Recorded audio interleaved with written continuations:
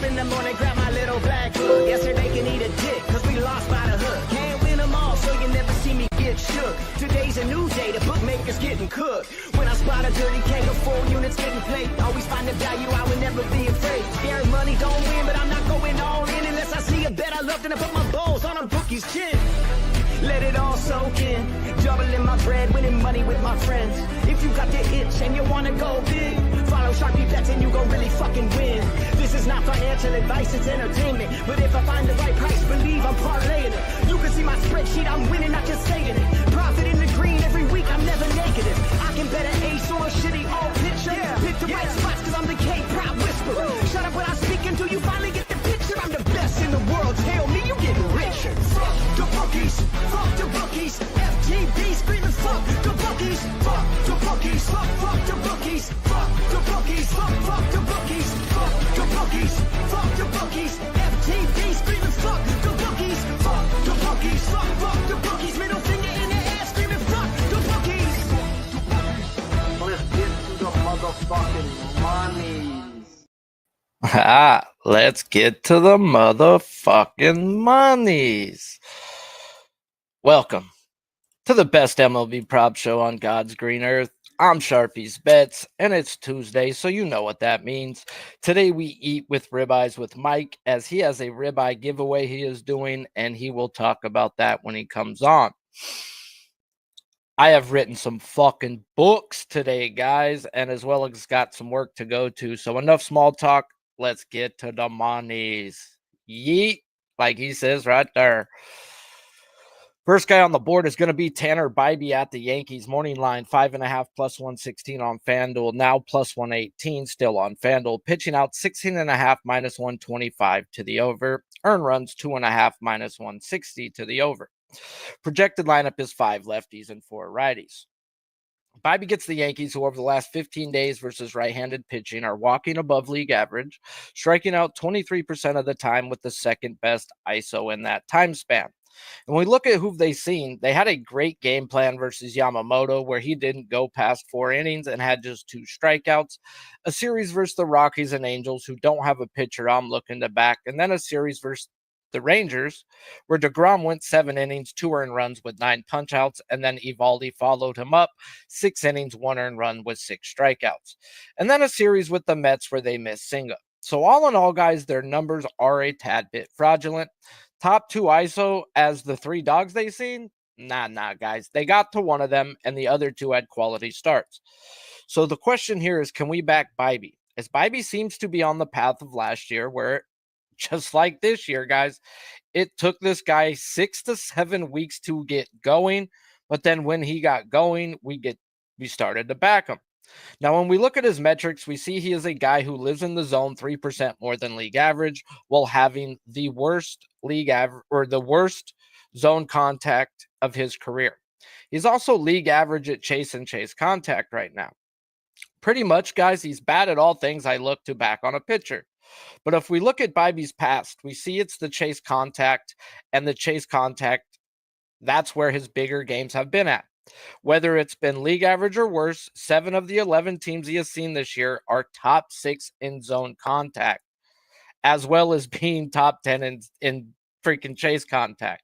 So at the end of the day, guys, he's had some tough matchups while also getting ready to go.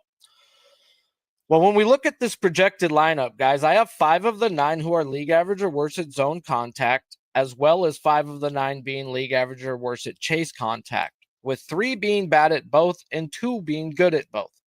All in all, it's not the 2/3 of the lineup I look for on a K prop, but the lean right now is over, and I'm just one guy away from getting there. As I do want to back Bibee, guys, yet the books are starting to scare me, as they have his earned runs at a 2.5 minus 160 to the over. And that may happen, but they also had that for DeGrom, guys, who went out there and shoved. Yet I freaking didn't bet DeGrom. And I did get what they were doing with DeGrom, guys, as he's been terrible versus lefties, at least hitting wise. Strikeouts have been the same. And the Yankees loaded up a bunch, and the books reacted to that. Cool. Bibee has the same splits this year, be it righties or lefties, when it comes to batting average and slugging. But there it is. The books see his home road splits. And everybody who bets, guys, regular capper, are going to go look at their home road splits. He has a 5 ERA on the road and a 2.43 at home. Well, they were flipped last year, guys, so I'm not going to put too much on that. He was actually better on the road last year than he was at home. So when this guy's career is all said and done, it's going to work itself out, and I'm not willing to put too much on a third of a season. Now, what I get right here, guys, is Bibee is in a freaking get back spot. He's in a spot that I want to back. Since last year, after giving up 4 runs in a game, the next game he has given up 2 runs or less in 9 of the 11 games he's been in, as well as 3 times being this year. And this year he hasn't given up more than 2 earned runs, with 2 of those games being a shutout. We have Bibee in a spot where he just gave up 4 runs. Bibee get back spots have been fucking real. And all in all, guys, fuck the bookies. That's the way this started, and that's the way it's going to finish, guys. I can't let them scare me by what they're doing with the guys that earn runs. I've got a guy who shines in get back spots. So I am going to I put to win $50 on the Yankees team total under 4.5. as well as a couple more team totals and unders and this and that on the next pitcher who's in the same fucking game. Carlos Rodon gets the Guardians. Morning line 7+ -120 on DraftKings. It's still the same. Pitching outs 18.5 -215 to the under, whereas earned runs are 1.5 -175 to the over. Projected lineup is 7 righties and 2 lefties. Rodon gets the Guardians, who over their last 200 plate appearances versus lefties are walking league average, striking out 25% of the time with a bottom 2 ISO. And we could talk about who they've seen, but it's been the dogs and the bums who've been dealing versus these Guardians. Is the guys I would bet on in this time span have been Scooble, where we doubled up on him there, guys, and he had the most strikeouts ever in a Maddox. If you don't know what a Maddox is, it's throwing a complete game, less than 100 pitches. Then the Twins, guys, the Angels, and the Dodgers, all who don't have a lefty, I'm looking to bet. And then who they seen? The Phillies, where they didn't even get fucking Sanchez. They got Ranger Suarez, and he went 7 innings of no-run ball. And that's just the names, guys, of some of the people they've seen. Abbott went out and torched them for 0 runs. Not saying strikeouts, we're talking runs. They're not hitting lefties for the life of them. And when they've gotten dogs, they ain't hit them either. Now, what I'm talking about here is they seen this dog earlier this year, the Guardians. And he went 7 innings, 0 earned runs with 8 strikeouts. And if we compare the numbers from then to now, they've actually gotten worse. Their ISO has dropped 35 points in that time span, and it looks like Rodon Day for sure. Just how do we get in? As when we look at Rodon's metrics, we see a guy who lives outside the zone and has some of the best chase contact in the game. So I look for Chase, as Chase was there last time, and we went out and hit on him. It was also their last time in the lineup that he's seen these Cleveland Guardians. Last time he's seen them, there was 7 of the 9 guys that chased. And he went out there and did the damn thing. If you're going to send out guys who chase first Rodon, you're going to fucking strike out. Well, in this projected lineup, guys, we've got us a lineup where 5 of the 9 chase with, sorry, I got to dream it back. I got to go back. I got high, and then I just skipped where I write. So let me go back to where I was saying. All right. Rodon, guys, he has seen 5 lineups this year that has had at least 6 who chased, going 4-1 to the over on his K prop while throwing a shutout in 4 of those games. So let's run this projected lineup. And I've got 6 of the 9 that projected who chase. So it's an easy over, right? Not so much. Not saying it's an under. I'm saying we got to adjust the chase by the past history, as Ramirez chases, yet has only struck out to Rodon 4 of his 60 at-bats. So that's now 5 of the 9 who chase it, and that in the favor of the over.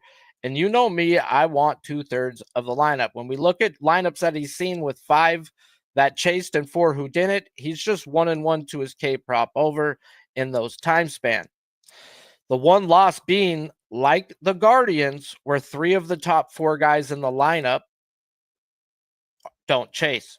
The one that he did hit, the guys that didn't chase were at the back end of the lineup. So the lean on his K prop, if they send this out, would be his under, but I'm not looking to bet the K prop at the moment. We talked about how they can't hit lefties, how they haven't been hitting good lefties, and how their ISO was actually dropped after he pitched a 7-inning shutout versus them last time. Well, guys, I talk about wheezing the juice, guys, and this is a spot you got to wheeze the fucking juice. Hey, why don't you just chill? No, but chill. Link and I are cruising the mountain, bro, and we figure we's a little juice. No, whizzing the juice. Wheeze the juice. No, whizzing the juice. No, we's the juice. Chill, bud. We go wheeze the fucking juice, guys. As like I said, I'm already on the under 4.5 Yankees team total to win 50. I put 100 on the Cleveland Guardians team total under 3.5 at minus 140. I'm gonna wheeze the fucking juice right there, guys. And you know what? It is what it is. And then you're like talking to yourself, well, Sharpie, you bet both fucking teams under. Why don't you bet the full game under? Okay, guys, I ended up betting the full game under 8 as well. Granted, I just put it to win 50. It was minus 124. So I've got over, running like 230 in this game right now, just on unders. I think both shove. We have the ace effect. We have Bybee in a get back spot. Everything tells me we get us a good spot, good game to bet this under. So I'm on it. And, I love this spot, actually, crazy as it sounds. Do me a favor, guys. If you like what you hear, and smash that like button. If you're new to this channel, please hit the subscribe button as well. Next guy we're going to talk about happens to be two guys that happen to be in the same game as well. Freddie Peralta at the Brewers morning line, 5.5 minus 150 on DraftKings. It's now minus 148. Pitching out 16.5 minus 120 to the over.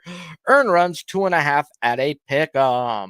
Projected lineup is 5 lefties and 4 righties. Peralta gets the Reds, who over the last 15 days versus right-handed pitching are walking league average, striking out 23% of the time with a middle-of-the-pack ISO. And the question here is, what is wrong with Freddie Peralta? As he ain't been the same guy since a little groin injury. And just flat out, he just ain't been that dude. Well, at least when it comes to strikeouts. And is it really just a flip to a curve ball instead of using a slider?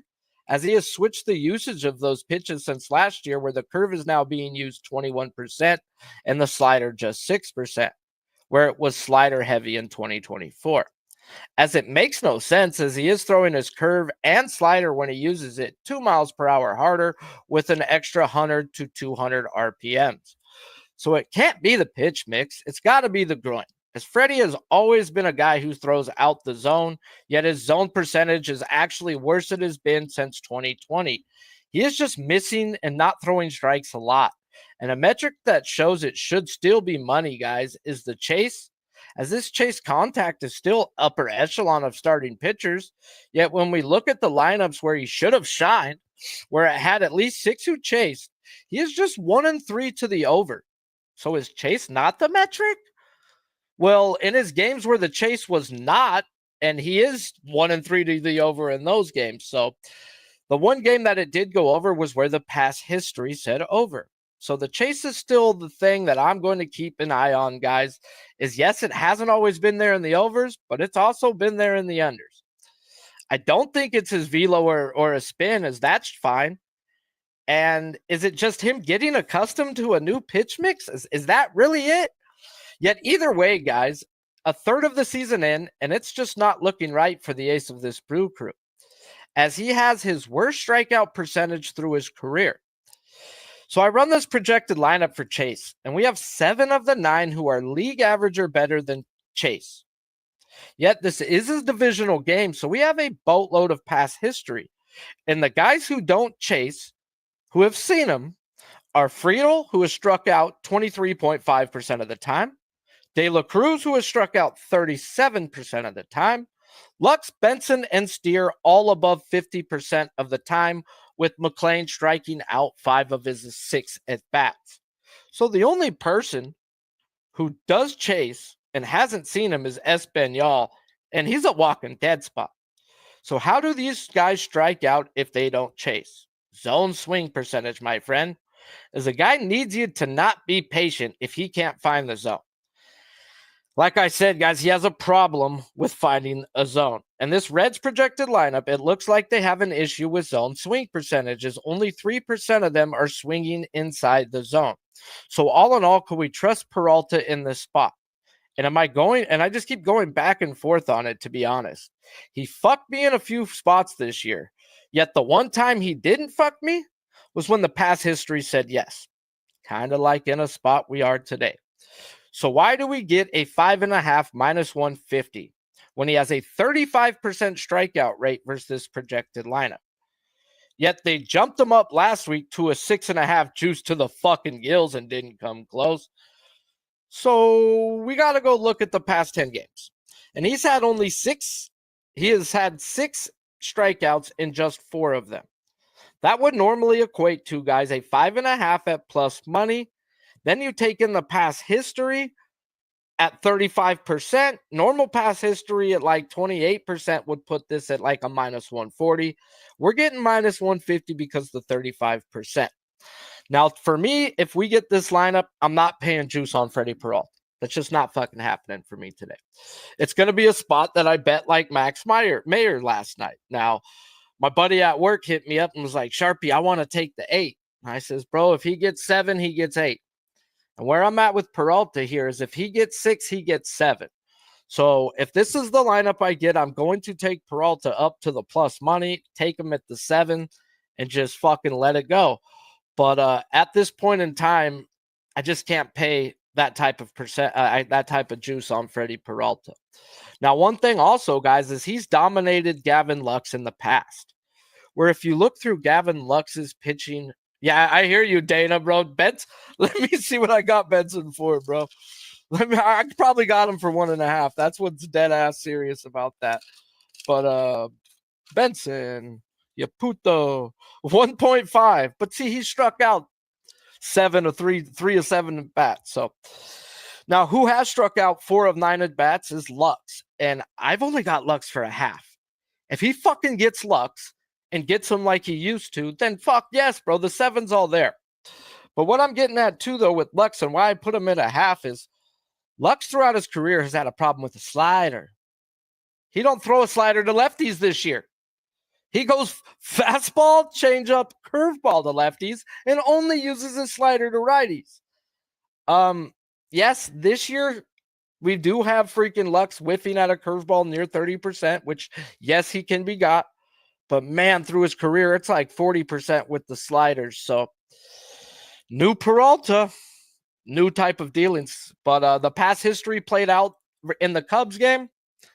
And I've got to look if I'm going to bet Freddie Peralta today, not to wheeze the fucking juice and to just pay up the plus money and get there. Why don't you just chill? No buts too.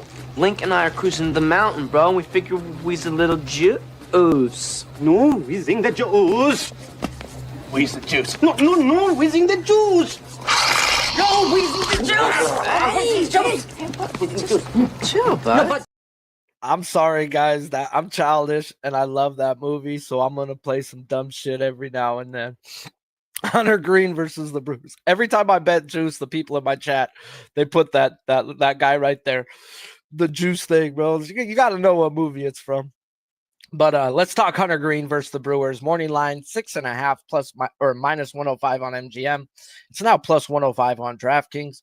Pitching out 17.5 minus 175 to the over. Earn runs minus 160 at 2.5 to the under. Projected lineup is 5 righties and 4 lefties. Green gets the Brewers, who over the last 15 days versus right-handed pitching are walking top 3 in the league, only striking out 22% of the time while having a middle-of-the-pack ISO. And when we look at who they've seen in that time span that I would bet on, they've seen the Phillies, yet didn't get Wheeler or Nola. The Red Sox and Orioles, who don't have a right-handed pitcher I'm looking to back. The Pirates, where we bet Skeens, and he went 6 innings, 1 earned run with 8 punch-outs. And then the Twins, where Pablo Lopez went 6 innings, 0 earned runs with 6 strikeouts, and he ain't been the same, yet we will talk about him next. Then Joe Ryan went 6 innings, 0 earned runs with 9 strikeouts. So all in all, their ISO is not middle of the pack. It's bottom fucking 5 when they seen a dog. And Hunter Green is a fucking dog.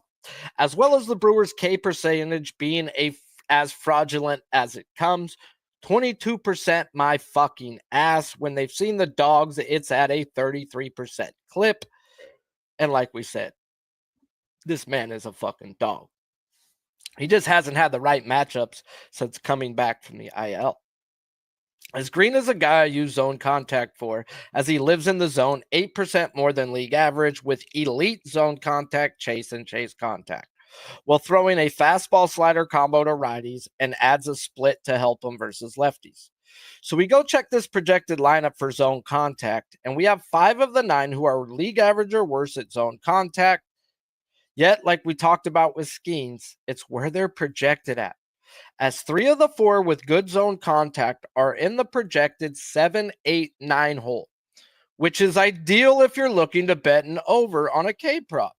Now, other metrics that I look at and use with Green is zone swing percentage, as if you take pitches, good fucking luck, as he has had, as if he gets you from an 0-2 count to a 2-2 count, he is striking you out over 43% of the time, as well as even on a full count, striking people out more than walking people, damn near 10% more. All in all, guys, we run this projected lineup and we have 8 guys who take pitches. The one who doesn't also has good zone contact in Churio, so maybe look at a Churio home run or double prop today, as he did get Skeens, but he also struck out to him as well. And when we look at Green, guys, and we look at this lineup and we run it with the zone contact with the guys who take pitches, and we look at all the other lineups that this man has seen this year, when we look for that, he's only seen it one other time, and he's 1-0 to his K prop, where the zone contact was 5-4, but yet they took fucking pitches, and he went out there and slung up. So all in all, guys, I run this pitch mix, and I've got Green for 8.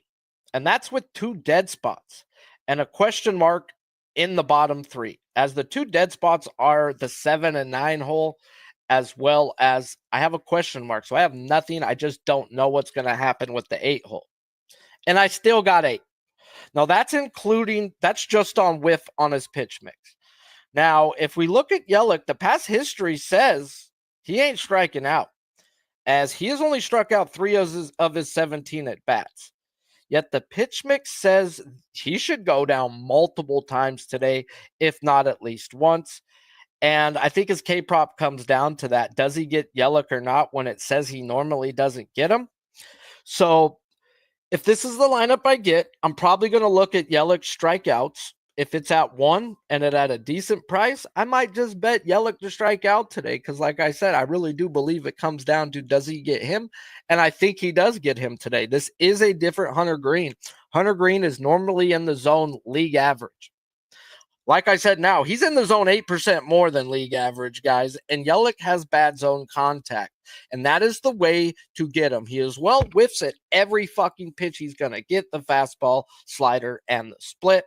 So I do think it's time he goes down. So I will be looking to back Green, as well as maybe taking another bet just on Yelich to strike out as well. Do me a favor, guys. If you like what you're hearing, smash that like button. If you're new to this channel, please hit the subscribe button as well. Last guy we're going to talk about before we get into the hitting props is Pablo Lopez versus the Athletics. Morning line 7+ plus 102 on FanDuel. It's now plus 110 on MGM. Pitching outs 18.5 minus 185 to the under. Earned runs 2.5 minus 140 to the under. Projected lineup is 5 righties and 4 lefties. Pablo gets the A's, who over the last 15 days versus right-handed pitching are walking 2% better than league average, striking out 24% of the time while having a top 10 isolated power. And the A's have been very pick-onable as of late, guys, as they've been adding kids and people off the IL, it seems like, every other day. And it seems like they can't have a consistent lineup for 2 straight days. And you need consistency in baseball. And consistency has not been Pablo Lopez, as I did bet him last week versus the Rays, and it seemed like an ideal matchup to back him. And no. Boy, was I wrong.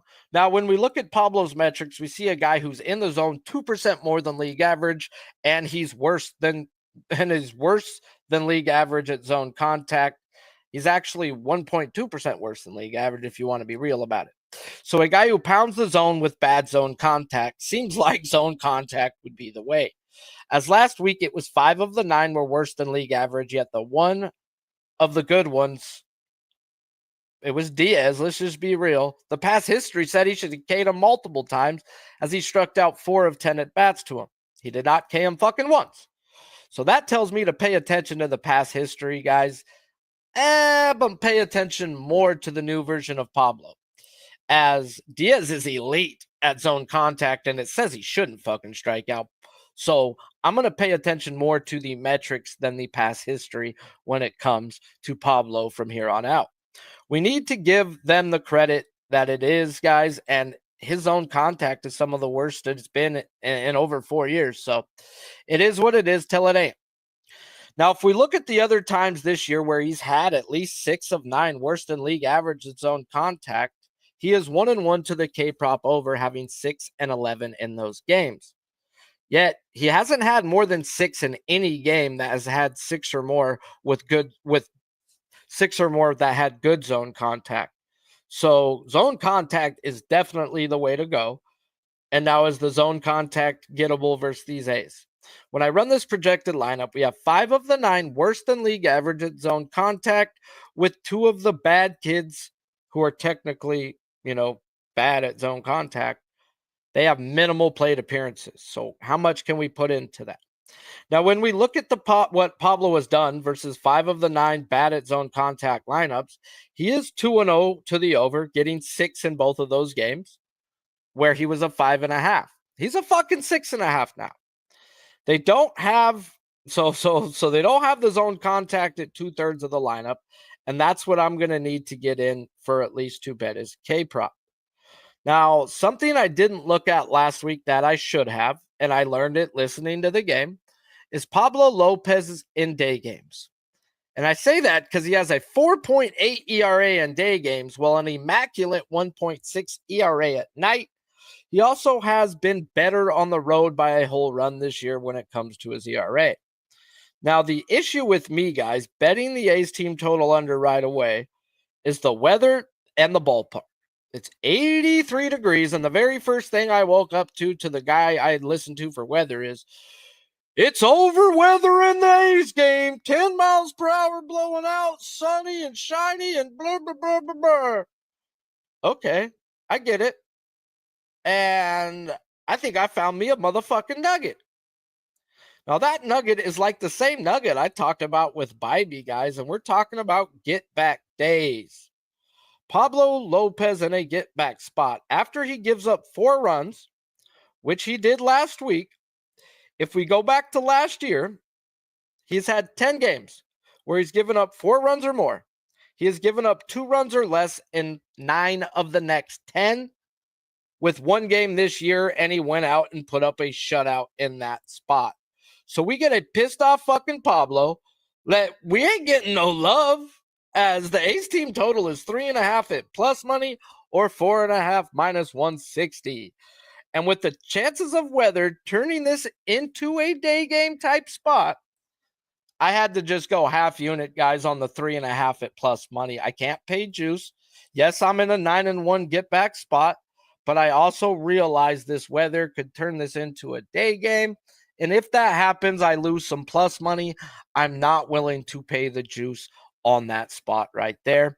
But if I'm right, I get some nice plus monies. Appreciate you all for tuning in. Smash the like if you guys already haven't. And we're at that part of the show where we get to talk hitting props. And it's not just an any day type hitting props. He's got himself a fucking giveaway he's doing. I'm sure he's going to talk about it. And if you ain't in it, I don't know if we could be friends. And it's not even like fucking, no, he's giving away free money. We talk about it all the time, bro. If the books are giving away free money, they can suck a dick. But if another man is giving away free money, You better be in that fucking contest, bro, or you might be an L7 weenie. Even I want to be in it. I was going to actually be like, could I just give plus money K props in those days? But fuck it.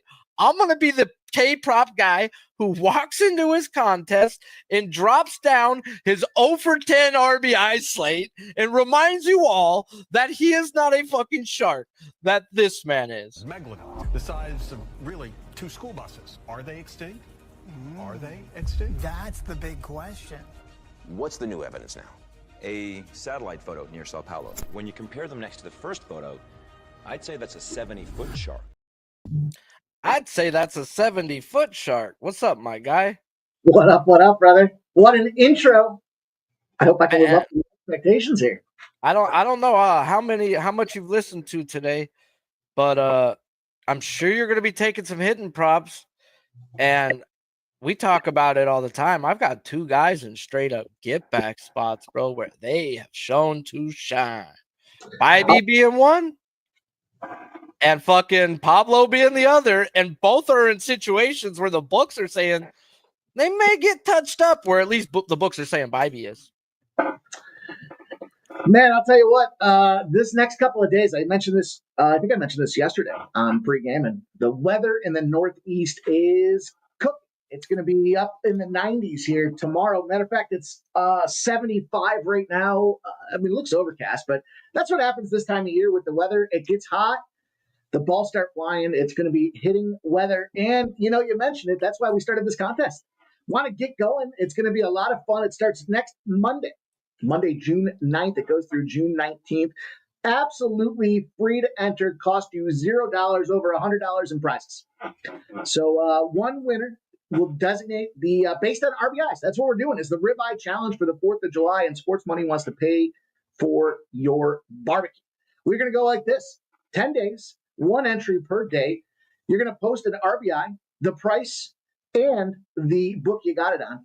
I'm going to aggregate the stats over the 10 days. I'm going to tally them up, and the net winner, whoever generates the most dollars and cents on the contest, will win.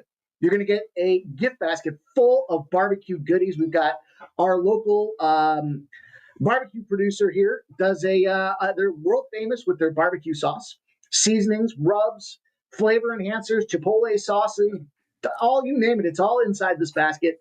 And we're going to toss in a gift card for you as well to buy. Hey, if you want to buy your meat with it, you want to buy ribs or chicken or whatever the case may be, so be it. Maybe you want to go buy some booze with it. That's up to you. It's your choice. It's a gift card for you guys. We'll ship it out to you guys right after the contest is over so that you have it in time for your 4th of July. Barbecue sponsored by Sports Money. It's going to be fun. I'm excited. I know there's some sharp shooters in here. I hope LJ from H-Town enters the contest. We're going to have to make a little more people get involved. Sharpie's going to cash app the winner $50 because there ain't no second place, bro. So throw that in there too. If you don't got Cash App, I'll find a way to Venmo you. If you don't got Venmo, you're fucked. Like, I'm not going to keep going out my way. So I'll throw $50 to the winner of your contest, bro. Well, that's going to be, I want to enter. I said, it's a good contest when you want to get involved in it yourself. And that's what I want to do. I want to have some fun with it. I'm going to have to get involved, bro. If I keep my own money, I might do a naked dance. So just do it on my own stream because you can strike me down.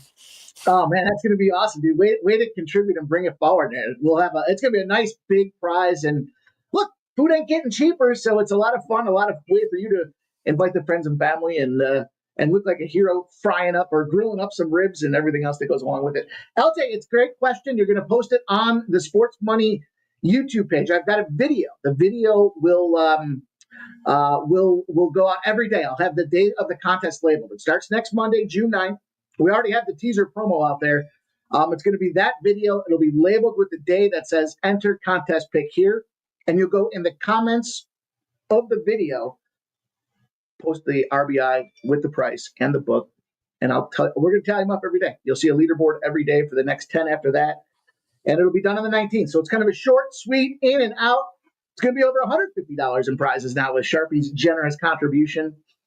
You don't want to miss out, man. What the hell? Why not? Let's have some fun. We're making some money. We're cashing some tickets here. We're doing all that fun stuff. So let's get the cash. Yeah, and we're giving back, bro. Like without these guys, we ain't got nothing, bro. So we do appreciate you all. showing the appreciation. And again, $0 for you guys to enter, not a cent. We just want to give you some barbecue ultimately, and have some fun with it too. Want to build, they say it's us against the bookies. That's not true. I've found that not to be true over the last year or so.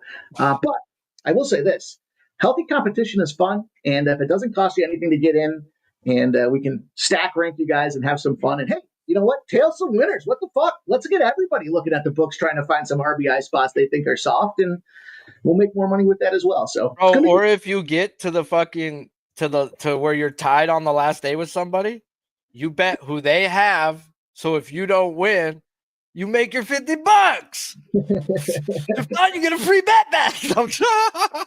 That's right. But let's talk baseball, my guy. Let's go. Great segue. I'm excited for you guys. I hope you're excited to get involved in this as well. I'm excited about this fucking Boston Red Sox team right now. This game has overwritten all over it. And that's where I'm going to start the fire here. Now, yesterday, sadly, they lose the game 7-6. I did give out Devers.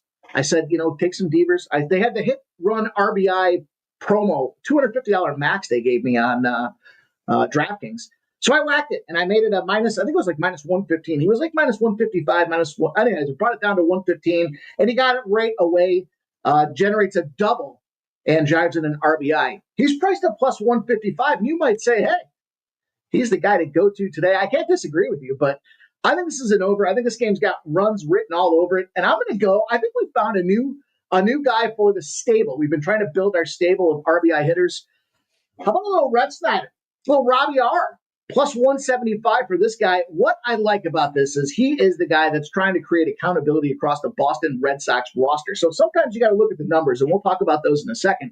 But you also have to look at the attitude and the persona these guys bring to the field. This guy seems like a lot of fun. He seems like he's a little comedian. He's out there creating new dances. He's got a home run celebration. And he comes out there a week ago and he says, we suck right now. I mean, think about this. This guy he's drafted by the Yankees. He comes into the Red Sox and he's just kind of calling it how it is, saying, we suck. He doesn't suck. If you look at his numbers since May 1st, this guy is nuking not just everybody. He's nuking lefties. That's what we want to focus on here, because Yusei Kikuchi very much is that lefty that is vulnerable out there. I like to pick on him every chance I get. 271 batting average, a 417 OBS. I mean, this guy's just consistent as hell when it comes down to it. And he's got a 333 ISO. To put it in frame and perspective, the league is averaging a 140. So this guy's just nuking it. 12th best in Major League Baseball. And who does he compare with? Guys like Pete Crow Armstrong, our Cub that we put him in the arsenal before he even started playing this year. Tremendous month for that guy as well in the month of May. And here's a guy that kind of keeps stride with him. Look, his last 7 games, he's got 4 hits. He's got 3 runs. He's got 5 RBIs. He's going out there. Now, this guy ranks higher statistically in the last 30 days than guys like Devers, Narvaez. He's just going out there. He's playing consistent ball. He's the star that stirs the drink, or at least he's trying to be. And he's priced at plus 175. So Ref Snyder, plus 175 is going to open the book for us when it comes to MLB. Now, like I said, I might do a little 2-leg parlay here with Ref Snyder and Devers as well, because why the hell not? At plus 155, he's got a great price tag around him. But for me, give me Robbie R, give me plus 175. That's going to kick us off. Boston, side note, bonus bet. I like that game to sail over the number, and we'll talk about that when it comes to pre-gaming. So that's a little bonus bet for you guys, Sharpie.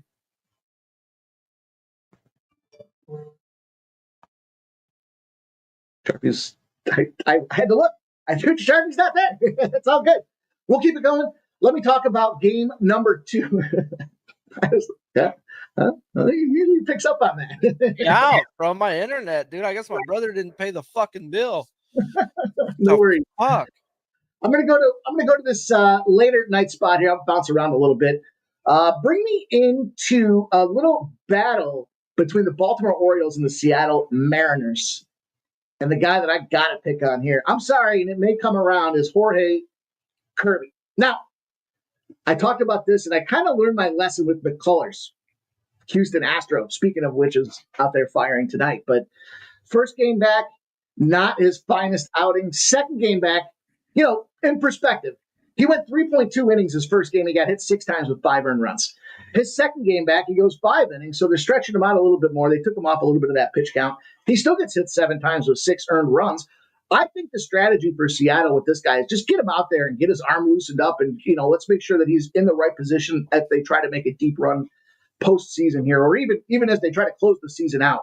And this guy, because he's kind of sat that first part of the season, should have plenty of time to get there. My point is, they're going to leave this guy in to get roasted like a fucking rack of ribs after the 4th of July contest out there. He's got a 10.8 ERA at home. And look, who's he got coming out there against him? He's got Gunnar Henderson, who bombs. I mean, look, this guy is he's the at-bat leader when it comes to the Baltimore Orioles. Not just the at-bat leader here, but he is a lefty. Jorge Kirby has shown, well, it doesn't matter if you're a righty or a lefty. He's got a 3.50 or so against lefties. And Gunnar, 400. He's got 10 at-bats, 4 hits, a home run, and an RBI. Those are the same numbers that were in line with Devers last night when we took him to smack. He should smack Jorge Kirby. And, you look at some of the recent performance. He's got no RBIs in his last 7 days or so. Baltimore's not scoring. So it's not like he can't just do it all himself unless he goes out there and smacks home runs. So I'm going to discount that, and we get him at a discount of plus 150 because of that. So Gunnar Henderson, plus 150 with the Baltimore O's will be our second guy on deck here this evening. Plus 170, you said? Plus 150. 50. Okay, someone just asked about O'Hearn. O'Hearn and Rochman are 2 guys that I see him not striking out. This guy has bad zone contact and bad chase contact where these guys are elite at. So is Henderson behind them? Henderson's smack in the middle. Okay, so he's going to have guys, ducks on the pond with fucking Rochman out there. I you brought this up at the beginning of the year, bro, and every once in a while I'll dabble and put it on a parlay, but it might be a double spot for Rochman. That's a great call. I think Churro is double or home run tonight. Either or. He's getting an extra base hit. I like that one too. I like that play too. And if you're looking for some same game parlay action, Cal Raleigh's the guy to consider. I think this guy's leading the league. Isn't he leading home runs, if I'm not mistaken? I mean, his batting numbers are through the fucking roof. I don't even think about that when it comes to this Seattle Mariners team. But look, he's got Sagano going out there, and it'll be the first look for the entire Seattle lineup out there. But if you're looking to get creative and crafty, why not consider Rochman, Henderson, and Cal Raleigh in some type of a hitting scenario? And you want to throw O'Hearn in there. Why the hell not? Kirby to give up at least 1.5 earned runs. I think we're just developing the same game parlay on the fly here. Yes, sir. Let's go. So which part of the world we going to now, or the US of A are we going to now? Let's roll back to the city of brotherly love, the nation's founding city. My home for about a 10-pack. And plenty of games at the new Citizens Ballpark. Not so new anymore, but sets the standard, much like you and I do, Sharpie, here. Tip of the spear when it comes to Major League Ballpark stadiums. And we got to go. We got to go to our guy. It's Kyle Schwarber. Mostly for 2 reasons. One, it's Kyle Schwarber, right? Let's be honest. This guy's a fucking killer. He's a 248 when it comes against the lefty-righty matchups out there. He's going against Bowden Francis. This fucking guy. You look at him overall, he goes 5 innings. He gets hit 3 times.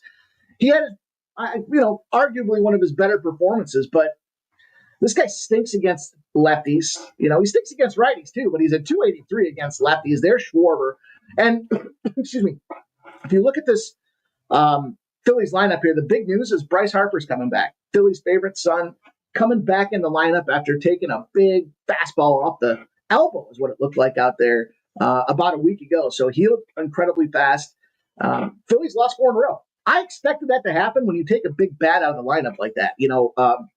Not just, there's guys that can fill it in when push comes to shove, but they were just smacking and cracking for so long there to go up the top of the NL and lead Major League Baseball that there was some regression coming around the corner here. But look, you want to talk about anybody that's doing it better than anybody else out there? Schwarber ranks in the ranks of Ohtani and Aaron Judge. 23 at-bats. He's got 8 hits, 4 RBIs. You're bringing Bryce Harper back into the lineup right in front of him out there. Plenty of ducks on the pond. There are Bryson Stott, Trey Turner, Bryce Harper, Kyle Schwarber in the 4-hole. And price tag that, plus 135. It's a little disrespectful. I mean, it's definitely the lower end of the scale, but he qualifies on that scale out there. He's smacking a 667 against Bowden Francis. And I do expect this to be a situation where Francis gets touched. I think, overall, Philly should pick this game up and then some here. But wind's blowing out. We'll see if the roof gets open. I'd imagine they open the roof tonight. There's no rain in the forecast, and it's supposed to get up to like 95 degrees tomorrow. So keep your eyes on that as well, because this might be another load 'em up spot out there with the other guys that I mentioned. I also like Vladdy Guerrero if you want to go contrarian on the other side. But Schwarber at plus 135 is our guy. Can't go wrong with Schwarber. I mean, fuck, we talk about him every time, and then we don't bet him, and then he hits a home run. So enough of that. Enough is enough. I was approaching today's card, and I was looking at it, and I was like, man, is this going to be like my most contrarian or my most boring card of these guys are guys that are due and ready to smack, and they should absolutely go out there and continue to fire, and not just because they're due, but I think this is one of those spots where we've got I talked about this yesterday with some of these dogs. Like, it's the time of the season where we start to get some of these overlapping opportunities that make a lot of sense. And hey, let's go out west. Let's go to your boys.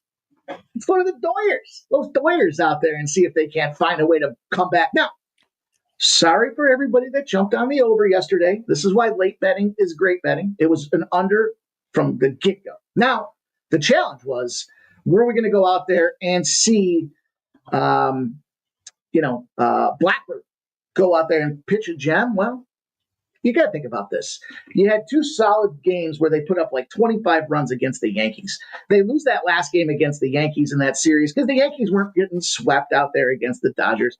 And they had the Mets coming back into town. So this is a big battle where there was a potential look ahead. They change series. They don't have to change location. And Blackbird comes out there and fucking nukes everybody. What are you going to do? Shit happens. Who thought the guy was coming off the bench for the first time in the season and he's going to go out there and play lawnmower man? And he did. But I do think it's a bounce back spot. McGill, here's the thing. This guy, he's a K monster. He gobbles up strikeouts, right? 6, 7. He had a 4 in there, follows the 4 up with a 10, comes back to a 6.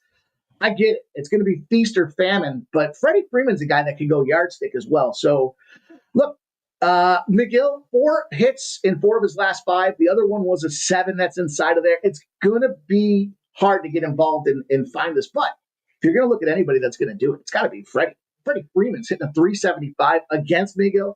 You look at the lefty-righty matchups out there. He's a 403 lefty on a righty. This should be a good spot for the Dodgers to get back here. I think we see runs come back into this game. Yesterday was that a little anomaly with Blackbird coming in there. And Blackburn, excuse me. I was singing Blackbird at dead at night on the show yesterday. But hey, Freddie Freeman for me, 150, modest 150 number for this guy out there. Not some high-end bombs, but I think reasonable price tags across the 4 spectrum here to get us paid. And I like Freddie Freeman to go. So you want to hear something that I learned last night and I made some money live betting? When Francisco Lindor hits a home run, the Mets are now 27-0. Really? That's a crazy stat. Bro, 1-0, I live bet that bitch. So fuck it. Let's go for 27. Like, you don't fucking kick a bird when it's down. I'm a little late to the party, but I mean, fuck, at least I got something. LJ from H-Town coming. I think LJ, if he enters the contest, is a formidable opponent. He likes his RBIs. That's what I like about LJ. Freddie Freeman, number 1 batting average at home, he says. So keep our eyes on that. Look, Kelly D says the sweet spot for the RBI is 125 to 145. It is. I just, sometimes I like to throw the big score in there, and every so often we'll catch one here. But look, we got the big score here for us today. It's going to be Ref Snyder at plus 175. We got the rest of these guys in reasonable price tags. Make sure you parlay them all. Bet responsibly. And we'll see if we can't get Ref Snyder into our arsenal of batters. Yeah. Did you get any of that Bubik money? I haven't. No, I've been more sides than props, with the exception of a couple of batting props. I was happy to go 2-0 on my props last night, but look, I got to get in there. Is he the guy? Is he my guy? No. I've just been live betting, bro. And tennis is fucking, dude. That's what I'm talking about. Bubik, the tennis guy. He was a plus 800 versus Draper. You caught me. I was like, is Bubik even pitching today? No, it's I don't fucking know. I don't think so. No, man. Just betting unders, bro. Just making money on tennis, betting unders. I caught a couple live spots. You know, I kind of middled it out over the weekend. It wasn't my favorite weekend. This UFC card, you know, you were there. Fucking, what do we have? 8-9 fights total. Like they shorted us by they shorted us by a third of the card.